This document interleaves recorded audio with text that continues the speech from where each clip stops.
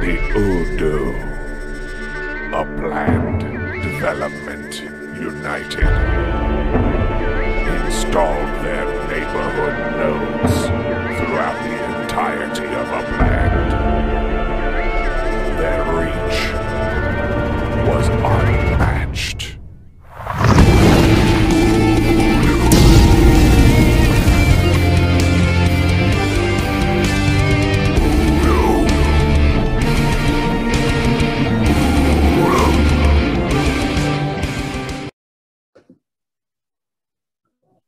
Okay, welcome everybody. This is UDU team meeting number 9. Just from the get-go, I'd like to say that if it's a bit bumpy, this video, I apologise. It's my terrible Australian internet.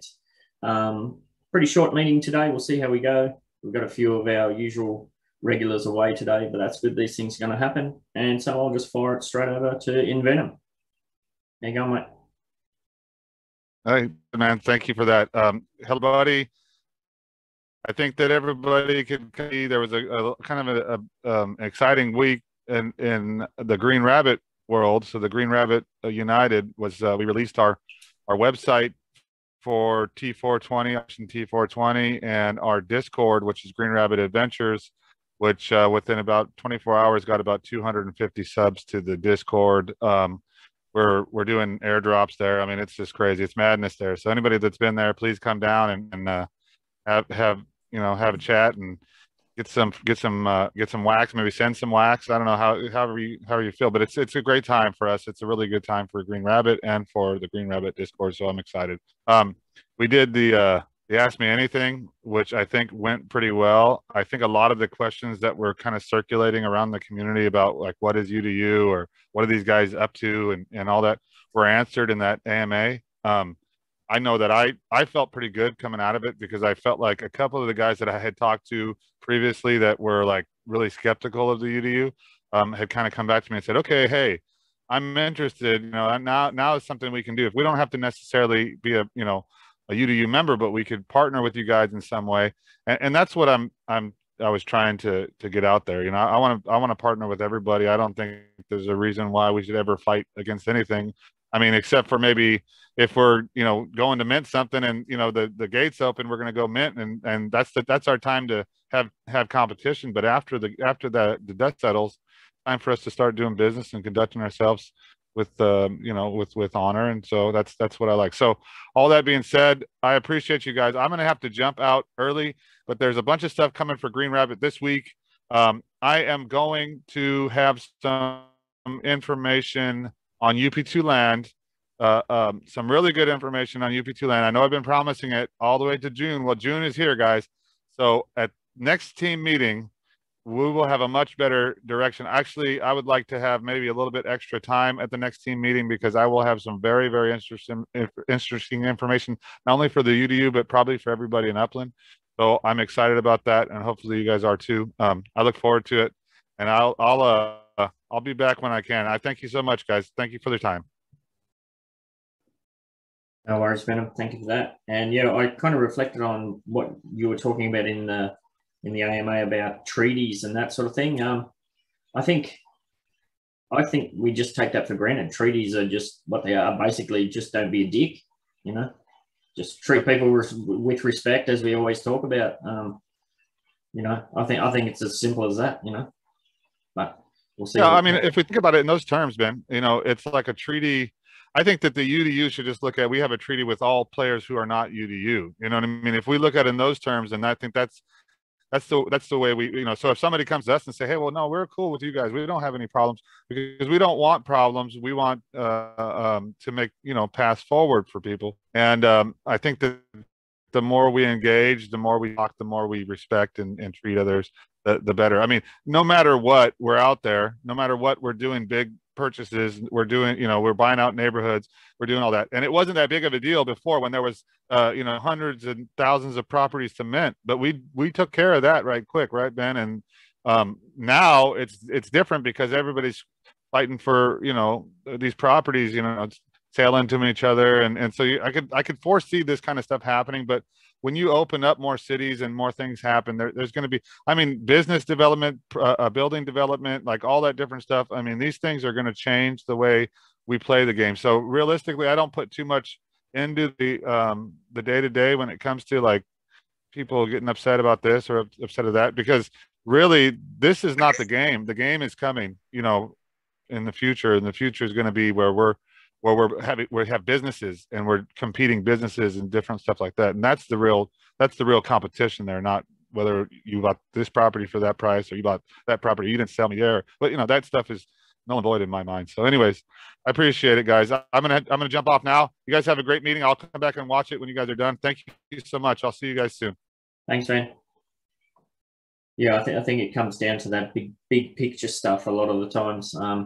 Some people get obsessed with the small details when we're constantly looking at the big picture. Speaking of the big picture, I've got a few things to run through. Chicago on the way, and yeah, we're not sure if that's going to drop before or after the big 60 minutes expose. And that in itself will be interesting. If you haven't seen already, I'll put a link in the description of this video. 60 Minutes Australia ran a feature a couple of weeks ago on, you know, the latest Bitcoin news when it got to its all-time high, and they also ran a pretty big segment on NFTs. It was kind of interesting that the twist they put on that. It was not necessarily all positive, as you can imagine. It was pretty much, look what these Bitcoin freaks are doing now. And of course, you have the usual, you know, red-faced old bankers on there saying, oh, it's a scam, you're going to lose all your money, it's a Ponzi, blah, blah, blah, blah, blah. So it'll be interesting to see how the American 60 Minutes picks that up and runs with it. But yeah, still not sure if that's going to be, Chicago's going to release before or after. Either way, there's going to be a lot to do and a lot to talk about. So we will probably set up a big, massive Zoom on the day of launch. That's going to be a bit of fun. I've talked to Scooby. We might get the Icon guys and girls on board, the Lily crew. You know, we'll throw it open to the Academy people and just see how we went. I know that the last release in Oakland where we did it, it was a lot of fun to get in and have a chat and coordinate things and have a bit of a play around. What else do I have to talk about? Oh, the Who is UDU series today, actually. I'm hoping to speak to Tommy, and that's going to be flipped around. He's going to interview me as well, which will be interesting. So I better start thinking about my answers for some of those questions. And what else we got? Oh, again, we saw last night UDU on blast again in the general chat and carrying over to the Upland debate. I mean, it's kind of got to the point where it's quite entertaining. I mean, it's dumb, but it's entertaining. So, yeah, whatever. I'm a bit over it, to be honest. We'll just keep forging ahead and doing what we can do. One of the things that comes up with that is this idea that there's some kind of skullduggery involved in UDU inflating market floors and then controlling who comes in. I mean, at its core, that's what we do. We find an area, we decide we're going to move in on it, we buy as much as we can, we inflate the floor, and then we get good people in to develop it. If people have a problem with that, I'm not really sure what to do about it, because that's pretty much the game plan, or has been the game plan for ages. You know, you look at some of the real OG whales in the game, it's exactly what they've done. They've bought out complete neighborhoods. I know it might be Bidding. I think he owns like 95% of Lakeside or something. And, you know, you see this with Merced Manor, Panhandle, Dogpatch, Alamo Square. You know, there's no end of co-ops doing this. But yeah, by all means, if you want to, taking Midtown Terrace as an example again, which I always love to do, if you want to buy 3 properties in Midtown Terrace at the market floor and you want to spend 1.2 million to do that, go for it.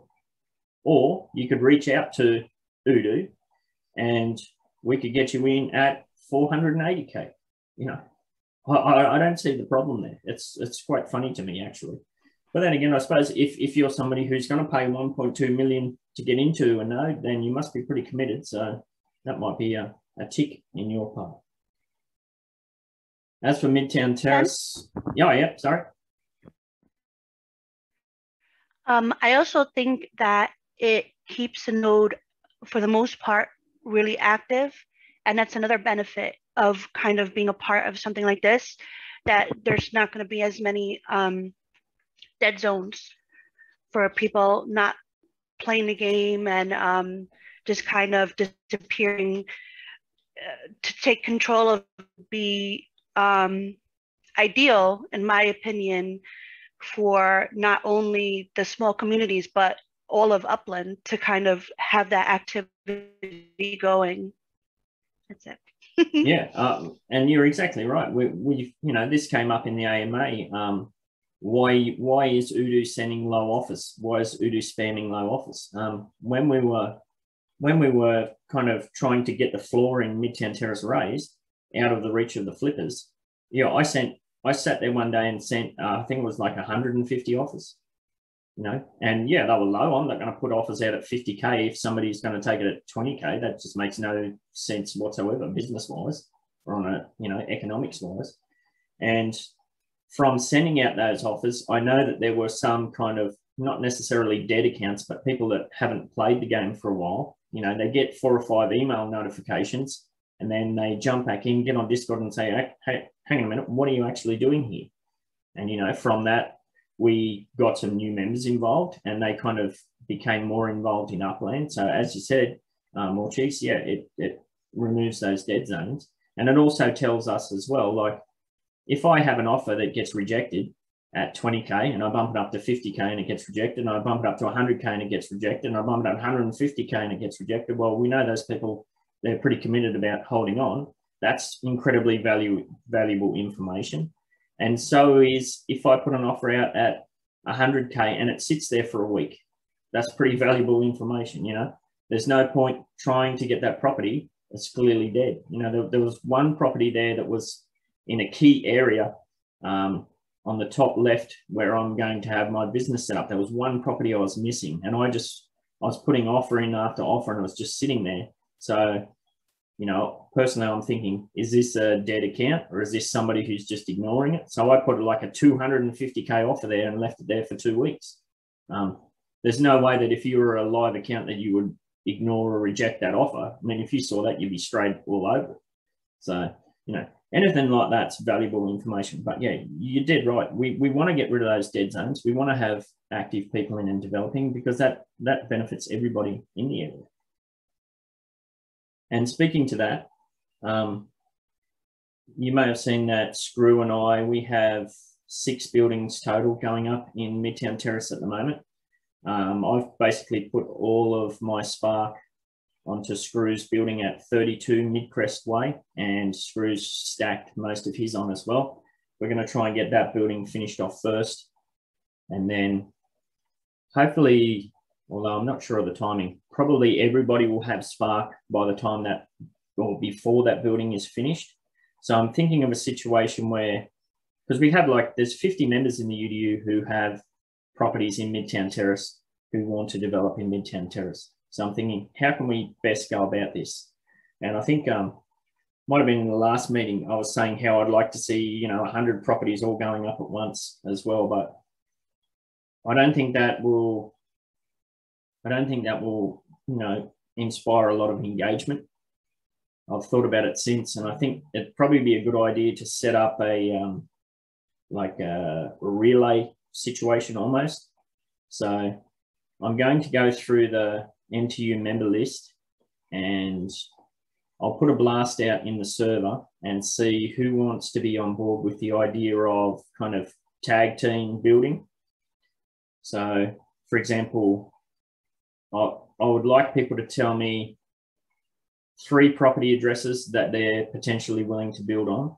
And if one of those is going to be their, what's the word for it? Your residence, your nominated residence.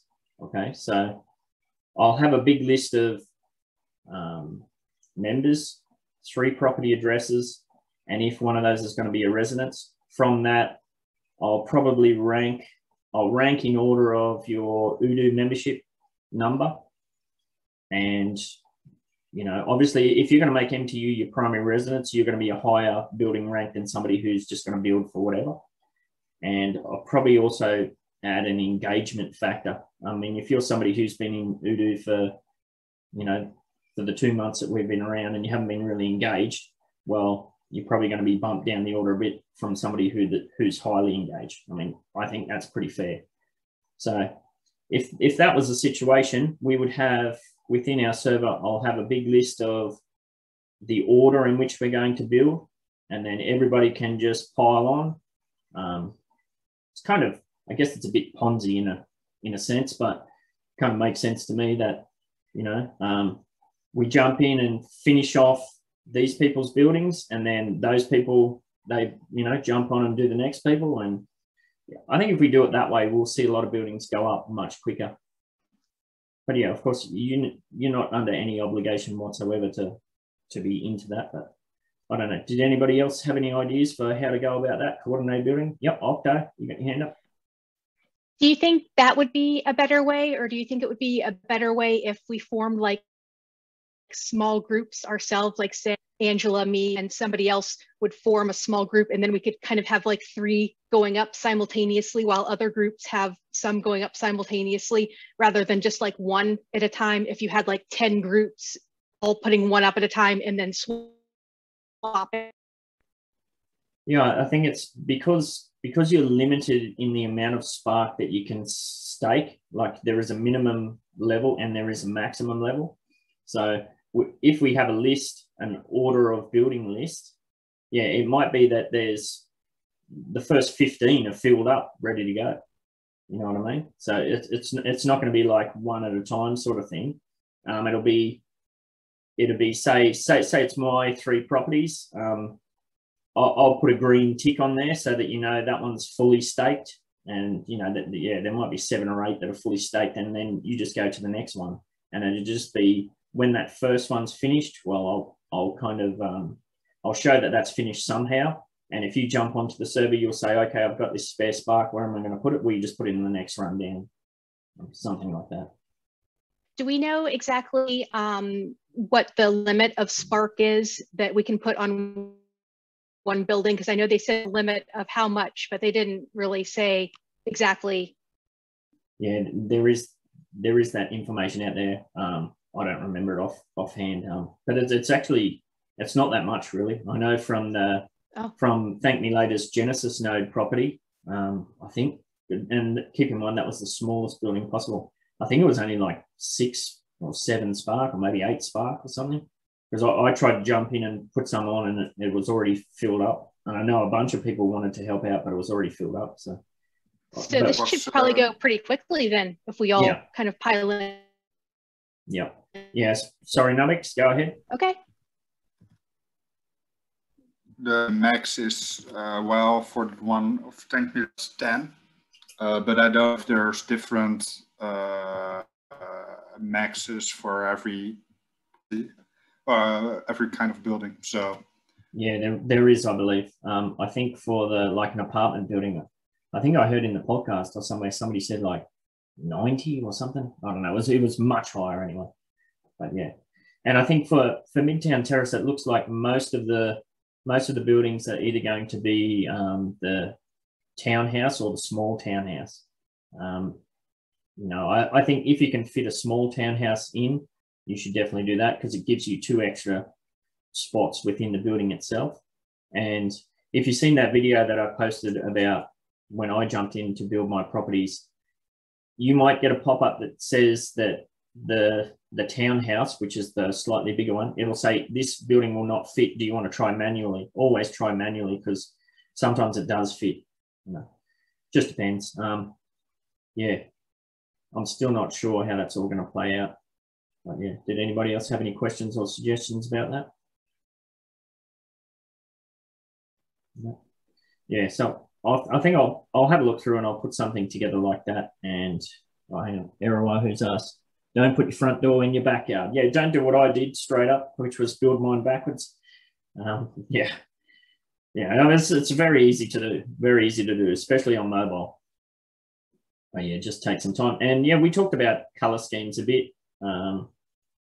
Basically, if you look at the street views in Midtown Terrace, they are all little townhouses and they're all different colors. So I don't know. I think it's pretty cool to have all different colors. I know I'll be building mostly in blocks of 3, and I'll probably stick to the same color scheme within that block, but between the different blocks, they're going to be different colors. I don't know.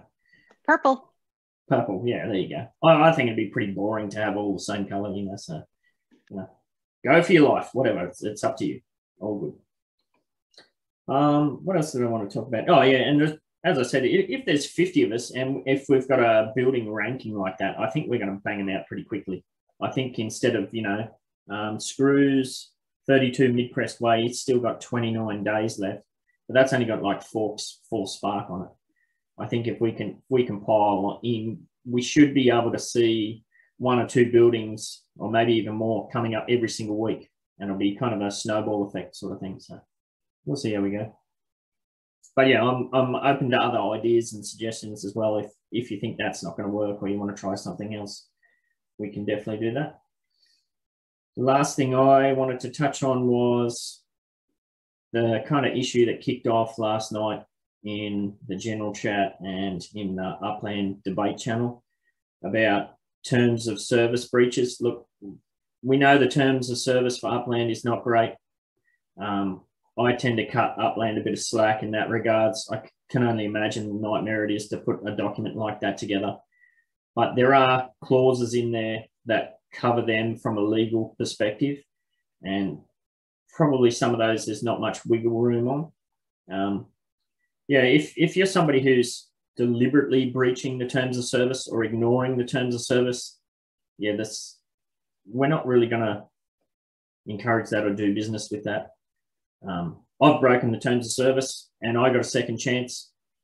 But yeah, everyone deserves a second chance. But if this is something you're doing deliberately, yeah, we've got no business to do together until the team clarifies their position on certain things. I mean, I think that's fair enough. But anyhow, we'll see how we go. But that's all I really wanted to cover. Plasty said in chat, free Scooby. You're not out yet, Scoob. How did you miss out? I'm free. I'm good. It got worked out yesterday. Sweet. Nice. So I think the only person that I think might be still in there is Vecnost, or did he get out as well? He's out as well. Okay. He's out. Nice. So I assume they must have went through and cleared that all out. I imagine that's a pretty good learning experience from the team. I mean, it sucks for all the players that were involved, obviously, but you know, hopefully that sort of thing doesn't happen again, or if it does, that they're a bit more faster in sorting it all out. Yeah. Okay. Did anybody else have anything they wanted to have a chat about? No. Nice, quiet, easy meeting, this one. We'll get together and make our plans for Chicago, as I said, and you know, it doesn't look like I'm going to be called into work today, so after I get done with these chats with Tommy, I'll start putting a plan together for Midtown Terrace. And that's about it. Yeah, if you haven't already, go and check out the stuff that Venom's got going on at Green Rabbit and get on board there. There'll be lots of cool stuff happening. You know, I'm involved a little bit there, not as much as I'd like to be, but I can tell you from what I've seen from the inside, it's pretty cool. If you have any interest in NFTs and that sort of thing, yeah, definitely jump in early and do what you can. Or if you're available to help out in any way, let Venom know and see what we can do. All right. Nobody else? All good? All right. We'll wrap this one up nice and early. Thanks, everybody, and we shall catch up with you.